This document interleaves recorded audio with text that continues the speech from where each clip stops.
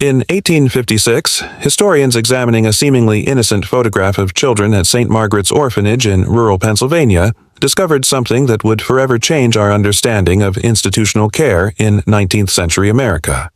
When they enhanced the image using modern digital technology, they found faces that had been dead for months staring back at them from what should have been a routine group portrait.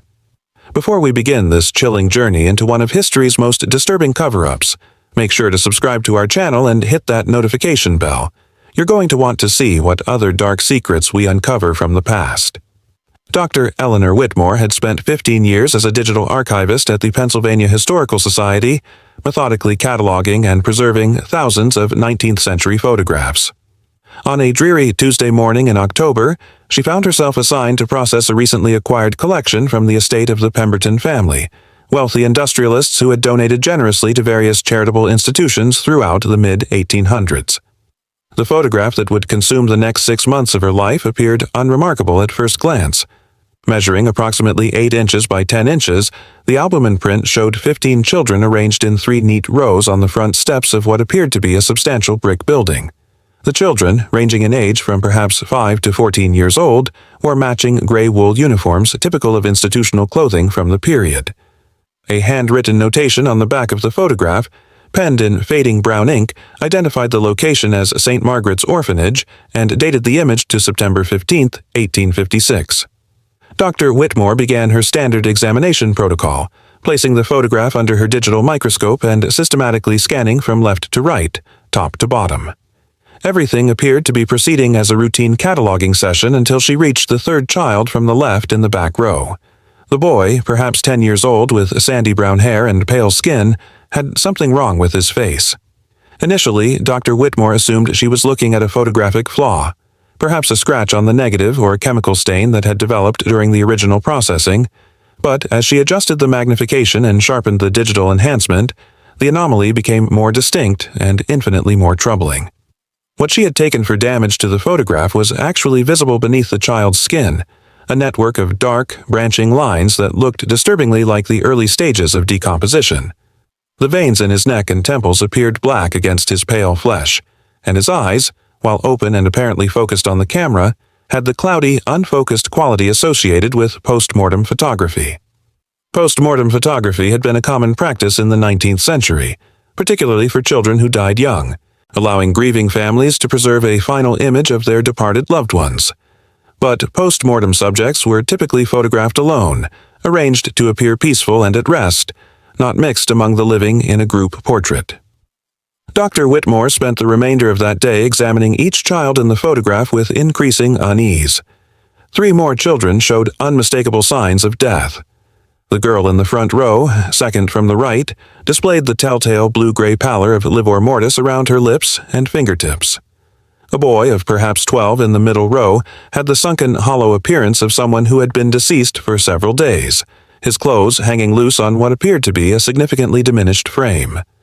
Most disturbing of all was the smallest child, a girl of perhaps 5 years old positioned at the far right of the front row, whose head was tilted at an angle that suggested her neck could no longer support its weight. Dr. Whitmore immediately contacted her colleague, Dr. James Hensley, a forensic anthropologist who had assisted with several previous cases involving historical death records. When he arrived at her laboratory the following morning, she showed him the enhanced images without providing any context, asking only for his professional assessment of what he observed. "Eleanor," he said quietly, "4 of these children are dead. There's no question about it. The decomposition patterns, the skin discoloration, the postural collapse, these are not living subjects." The implications were staggering and demanded immediate investigation. Dr. Whitmore began by researching St. Margaret's Orphanage itself, discovering that the institution had operated from 1852 to 1859 under the direction of Mother Superior Agnes McConnell, a woman who had arrived in Pennsylvania from Ireland with impeccable credentials and strong recommendations from the Catholic Church hierarchy. Contemporary accounts praised Mother Superior McConnell's dedication to the children in her care, describing her as a woman of unwavering faith who maintained strict discipline while providing proper education and moral instruction. But when Dr. Whitmore began cross-referencing the orphanage records with local death certificates and burial records, she discovered troubling inconsistencies. The Pennsylvania Department of Vital Records contained death certificates for 12 children who had supposedly died at St. Margaret's Orphanage between 1854 and 1858. However, the corresponding burial records from St. Peter's Cemetery, where the orphanage children were reportedly interred, showed only 7 marked graves during that same period. 5 children had apparently died but had never been buried, at least not in the cemetery designated for that purpose. More troubling still, 3 of the missing children, Thomas Brennan, Mary Catherine O'Sullivan, and little Sarah Mills, matched the apparent ages and physical descriptions of 3 of the deceased children visible in the photograph. Dr. Whitmore contacted the current administrator of St. Peter's Cemetery, requesting permission to examine the burial records more carefully. What she found in the cemetery's ledgers sent a chill through her that had nothing to do with the October weather. The entries for the orphanage children were written in a different hand than the other burial records from the same period, and several showed signs of having been altered or overwritten. Most significantly, the burial dates for several children preceded their recorded dates of death by days or even weeks. Sarah Mills, according to her death certificate, had died of consumption on September 22, 1856, but the cemetery ledger showed her burial as September 8, 1856, 2 full weeks before her supposed death. This discovery prompted Dr. Whitmore to examine the photograph once more, paying particular attention to the date notation. September 15, 1856 fell exactly 1 week after Sarah Mills' recorded burial, but 1 week before her recorded death. The little girl in the photograph, the one whose head tilted at that unnatural angle, had been dead and buried for a week when the group portrait was taken. Dr. Whitmore began experiencing disturbing dreams related to the case, vivid nightmares in which she found herself standing in the orphanage courtyard while dozens of pale children watched her from the windows above. The investigation took on an urgency that went beyond professional curiosity when Dr. Whitmore received an unmarked envelope in her office mail. Inside, she found a modern photograph of her own apartment building, taken from across the street sometime during the previous evening. Written across the bottom of the photograph in the same fading brown ink that had appeared on the original orphanage image were the words, "Some photographs should remain unexamined." Rather than deterring her investigation, the anonymous warning convinced Dr. Whitmore that she was uncovering something that someone very much wanted to remain hidden. She reached out to Father Michael Cordero, the current pastor of St. Bartholomew's Catholic Church, which had assumed administrative responsibility for St. Margaret's records when the orphanage closed in 1859. After examining the enhanced photograph and listening to Dr. Whitmore's findings regarding the burial records, Father Cordero remained silent for several minutes, his expression growing increasingly grave. "Dr. Whitmore," he finally said, "I must tell you that you are not the first person to ask questions about St. Margaret's Orphanage. 3 years ago, a genealogist researching her family history came to me with similar concerns about discrepancies in the death records. She was particularly interested in a child named Patrick Sullivan, who she believed might have been her great-great-uncle. Patrick Sullivan's name had appeared on Dr. Whitmore's list of children with suspicious burial records. The missing genealogist's name was Catherine Brennan Yoshida. Her great-great-uncle was Thomas Brennan, one of the dead children visible in the photograph. Dr. Whitmore felt compelled to visit Pemberton Park herself, despite the increasingly ominous nature of her investigation.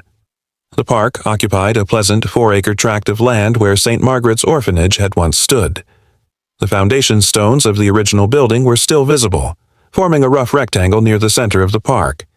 In the northeast corner of the foundation, partially hidden beneath an overgrowth of wild roses, she discovered something that made her blood run cold. A small, weathered headstone, obviously much older than any official cemetery marker, bore the inscription, "Sarah Mills, age 5, gone to God, September 8, 1856. The stone was crudely carved and had been placed directly adjacent to the foundation stones, suggesting it marked a burial site immediately outside the orphanage building itself. Dr. Whitmore contacted local authorities, requesting a ground-penetrating radar survey of the area around the foundation stones. The results revealed what appeared to be the remains of at least 12 individuals buried in shallow graves throughout the site. Armed with this evidence, Dr. Whitmore obtained court permission to examine the contents of the graves that official records claimed held the orphanage children at St. Peter's Cemetery. The exhumation revealed that 5 of the 7 marked graves were empty. They contained only rough wooden boxes filled with stones and sand, weighted to feel like occupied coffins but containing no human remains whatsoever. The truth about St. Margaret's orphanage began to emerge from these discoveries like a photograph slowly developing in a chemical bath. Mother Superior Agnes McConnell had not been providing care for the children in her charge. She had been systematically murdering them. Further research into McConnell's background revealed that she was not actually a nun at all, but rather a woman named Agnes Murdoch, who had fled Scotland in 1851 after being suspected in the deaths of several children in a similar institution near Glasgow. Her credentials had been forged, her letters of recommendation fabricated, and her entire identity carefully constructed to gain access to vulnerable children who had no family members to advocate for their welfare. The method of murder appeared to have been poison, most likely arsenic, administered gradually over several weeks to create the appearance of wasting diseases common in institutional settings. McConnell would then arrange for fake death certificates and burial services while actually interring the bodies in unmarked graves on the orphanage grounds. But the most disturbing aspect of the crime was not the murders themselves, but what McConnell did with the bodies after death. The September 15, 1856 photograph was not an anomaly, but rather evidence of a systematic practice. McConnell had been posing dead children alongside living ones in group photographs that she sent to potential donors and church officials as evidence of the orphanage's thriving population. The donors, viewing the photographs from a distance and without the benefit of modern enhancement technology, saw only healthy-looking children in clean uniforms, never suspecting that some of the subjects had been dead for days or weeks when the images were captured. This practice allowed McConnell to continue collecting donations and government subsidies for children who were no longer alive, while simultaneously making room for new victims without arousing suspicion about the institution's mortality rate.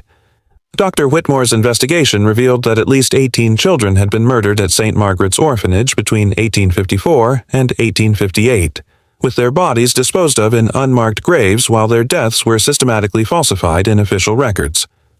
Agnes McConnell had disappeared in late 1858, apparently aware that suspicions were growing about the unusually high mortality rate at her institution. She was never found or brought to justice. The case officially closed in January of the following year when local authorities announced that sufficient evidence had been gathered to posthumously charge Agnes McConnell with multiple counts of murder, fraud, and abuse of a corpse. The remains discovered at Pemberton Park were reinterred in a proper cemetery with appropriate religious services, and the site was designated as a memorial to the victims. But for Dr. Whitmore, the resolution brought little peace. She continued to experience disturbing dreams, and the anonymous photographs continued to arrive at irregular intervals. Images of her car, her apartment, her office, always accompanied by brief messages written in that distinctive, fading brown ink. "The children remember," read one. "Some stories should stay buried," warned another. Most unsettling of all, the photograph was only the beginning. 3 months after the case's official resolution, Dr. Whitmore received a package containing a photograph she had never seen before. It was another group portrait, similar in style and composition to the St. Margaret's image, but showing children arranged on the steps of a different building entirely. The notation on the back identified it as St. Joseph's Industrial School, dated October 12, 1859, just months after Agnes McConnell's disappearance from the orphanage. When Dr. Whitmore examined this new photograph under magnification, she found the same horrifying anomalies.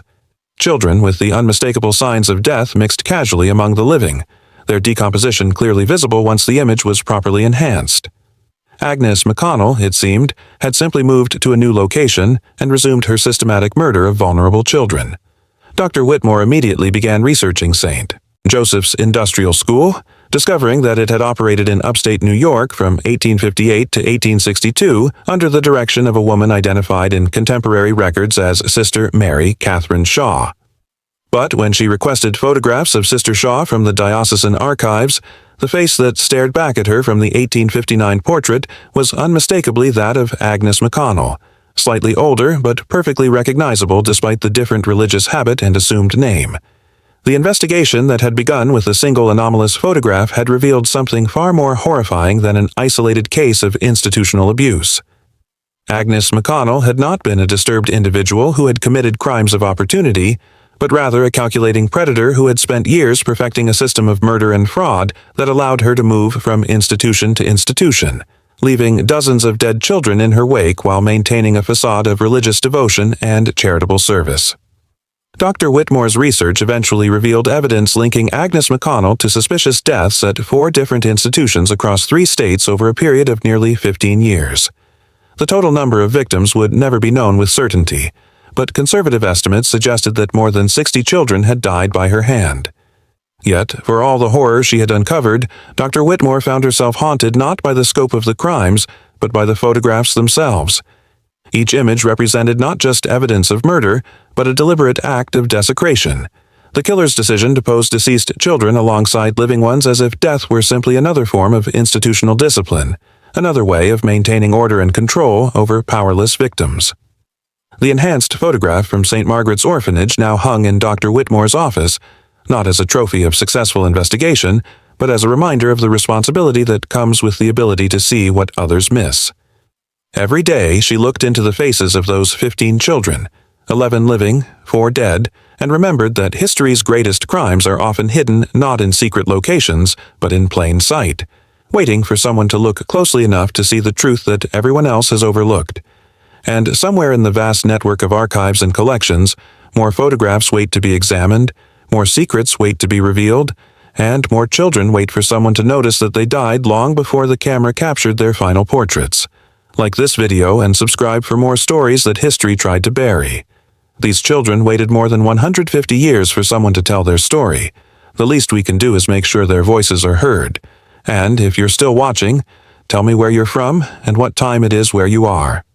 Knowing that people all around the world are learning about these forgotten victims makes their memory a little bit stronger and their long wait for justice a little bit shorter.